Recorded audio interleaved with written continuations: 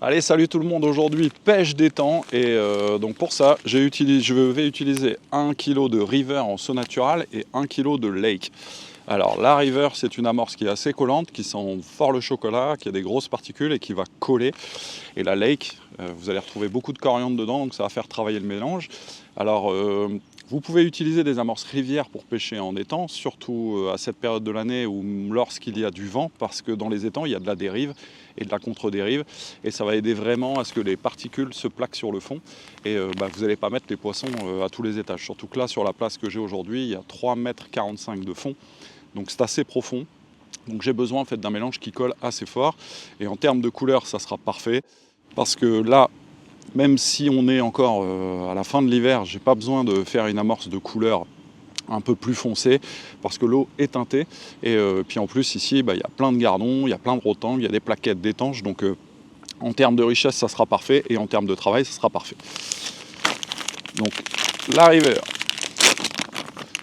c'est une amorce, voilà, alors ça sent bien le chocolat, on a des belles particules, donc on a du maïs, du gluten de maïs, des biscuits, du chènevis, et puis l'odeur c'est juste un truc dément.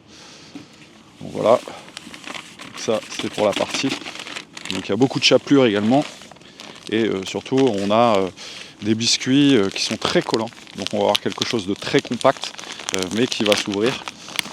Et donc la lake, donc là la lake pour le coup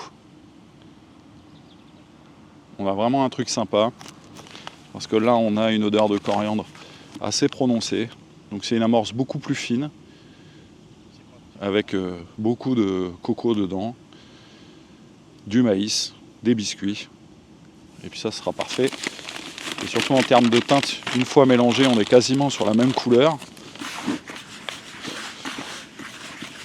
Donc là il y a une odeur chocolat au lait qui est en train de remonter, qui est juste magnifique. Ouais, c'est vrai. Donc ça c'est top. Une part de chaque du coup? Ouais, une part de chaque, 1 kg, 1 kg. Là on va pêcher 3 heures. Je vais amorcer à la main. On a un petit peu de sel également dedans, comme à chaque fois, mais là léger, c'est vraiment en fait un mélange légèrement salé. Parce qu'en fait le sel sur les poissons, c'est vraiment ultra attractif, ça permet en fait de les stabiliser sur le coup. Et voilà, donc là je vais passer au mouillage. Donc j'ai pas de cahier, ou en tout cas de recommandations précises sur le mouillage. Ça sera vraiment à vous de déterminer le mouillage en fonction des endroits que vous allez pêcher. Mais la règle est toujours la même, c'est-à-dire que l'amorce, il faut toujours la mouiller en 2 ou 3 fois. Alors en 2 fois quand vous avez l'habitude de l'utiliser, et en 3 fois quand vous êtes sur un mode découverte. Donc là j'ai mis un premier volume d'eau, donc là c'est pas encore assez mouillé, ça n'a pas bu. Donc là on voit bien les particules de chènevis. Donc là je vais rajouter, sur le premier mouillage en fait, n'hésitez pas à mettre franchement de l'eau sur ce mélange, parce que de toute façon ça va boire énormément, ça va gonfler, ça va être sympa. Donc la rivière, qui est une amorce très collante, va se retrouver moyennement collante avec l'apport de la lake, qui est une amorce beaucoup moins collante, qui est destinée pour les étangs. Donc voilà, après cette opération, donc je vais laisser reposer 10 minutes et je reviendrai tout à l'heure pour le deuxième mouillage. Là un beau morceau de gluten. Donc gluten de maïs, ça c'est vraiment un aimant à beau poisson.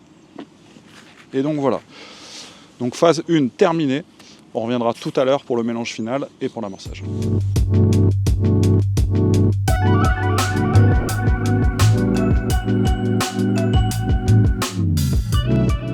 Donc là, phase du premier mouillage terminée.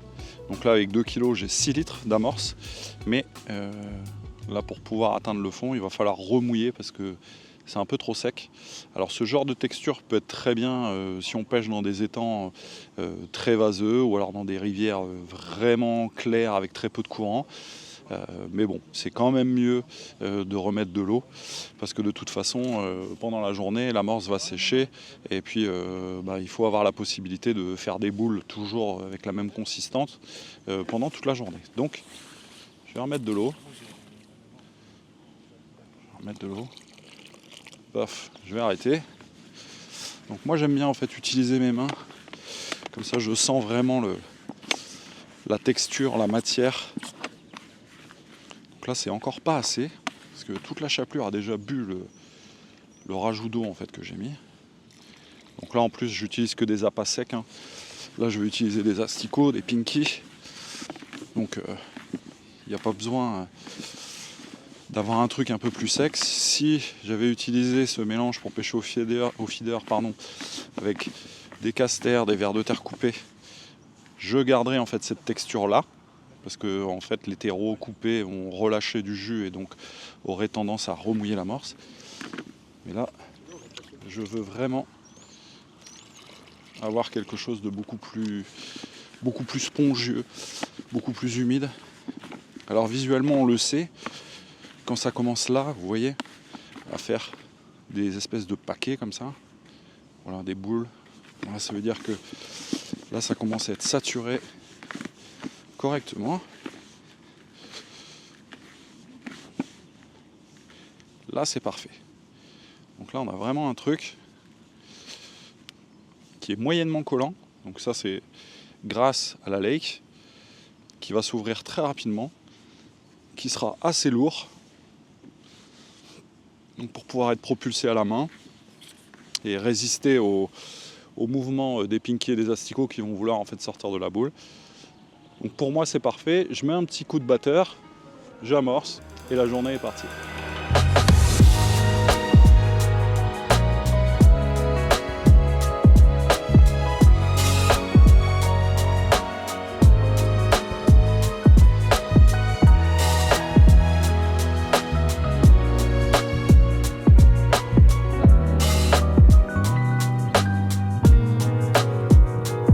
Bon bah allez, on va essayer de voir si ça réagit tout de suite.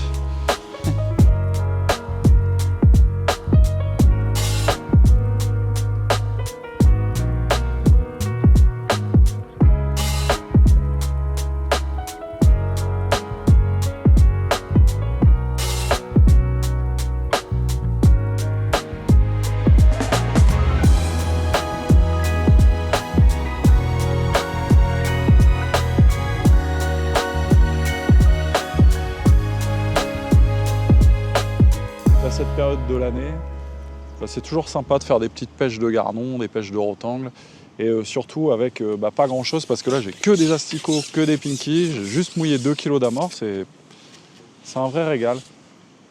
Et bon, pêche de loisir c'est pas une compétition, on est là pour se faire plaisir.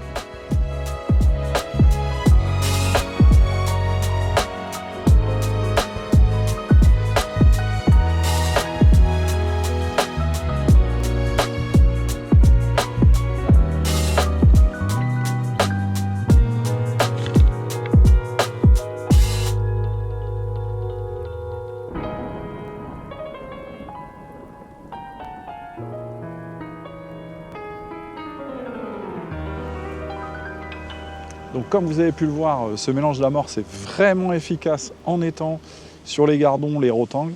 Donc j'ai juste rajouté quelques pinky dans l'amorce et bim, encore un.